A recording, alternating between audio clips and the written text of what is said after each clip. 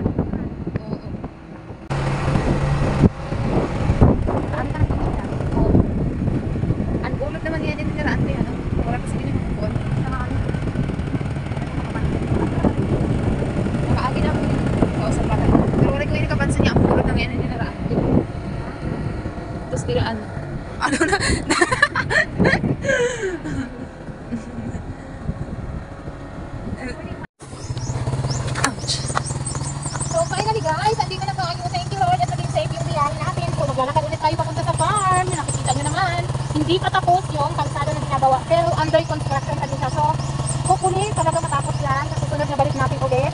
Kapark ko lang itong aking kutsi dito. Yung hindi siya maarawan, doon yan ang ganda.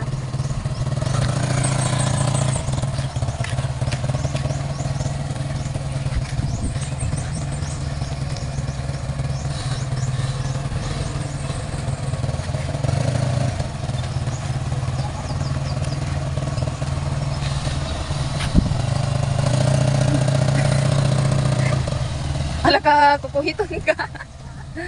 Kukuhiton ka. Ang laki ng supply.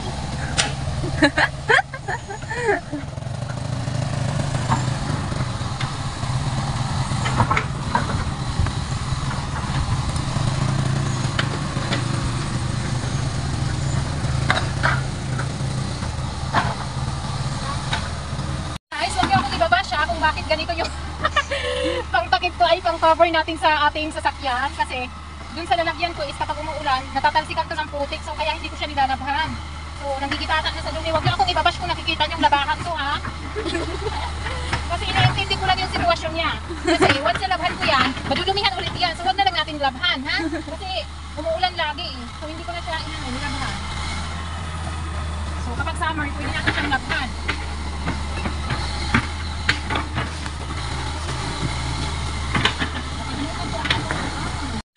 Guys, kita nyo naman yung madala natin is madami dahil nga yung sasakyan natin is dito natin tinapon, pansamantala. Ito lalagyan natin ito mamaya ng secret. So magbibiyahin na tayo guys. Ganito yung mga dala namin. Oh, ang dami. Let's go! Makakol na. Mamaya na. Sige ay kuya ay.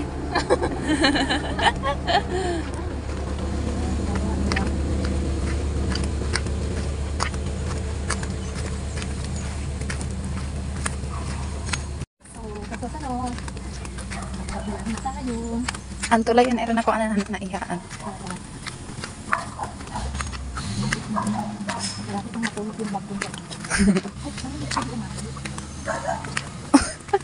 Masag ka kita.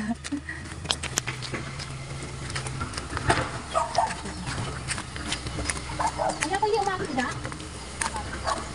Dito lang kayo mataka? Ay! Lagay. Malagay man, te. Sige. Nakaaso na.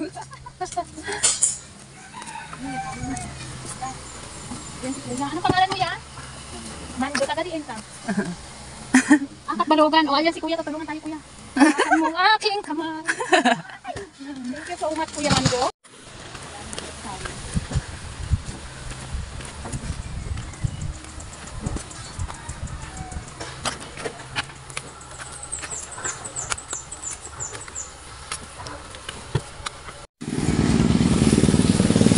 Hello, excuse me.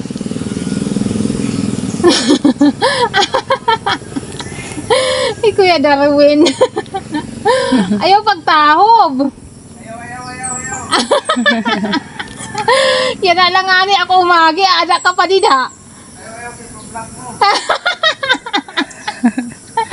Hino ni upod. Sige, adi kami didi kay nadiri ka man. Anon ka makaarawod mo upangan ito kay pakabuhi. Hala, upayan mat pagbenta ito ha, adiri nga do iton inomon. Oo. Sige na balita di kami didi. Oo. Baba. So guys, andito tayo sa dinaanan natin yung palayan nila mama. Andito si mama. Kasi ano ngayon tatanim ng mga palay sa palayan. So andito siya. Andito din yung baby ng kalabaw na binili namin ni Gisawa. Tingnan natin, malaki na din ko. Siya itong bagong nga pinalit. Mother soup.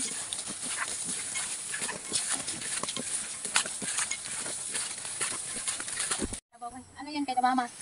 Sa kanila muna, unang anak yan nung binili namin ni Gisawa. So, kay mama muna yan, tapos yung pangalawang anak sa amin. Ano ato ang babae? Ang lalaki ito ng bagong nga palit.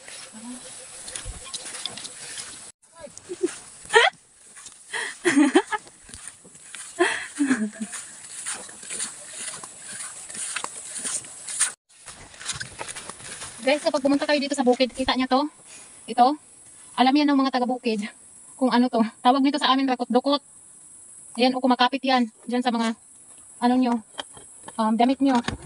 So, lakad na lang tayo ulit papunta dito. Kasi andito si Mother. Ito yung mga ano nila. Palay na. Pagdamon pa nila.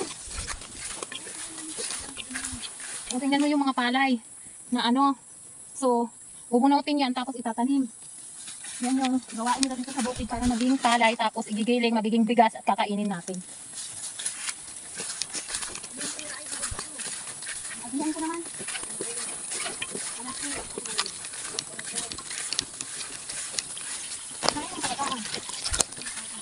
Ayan.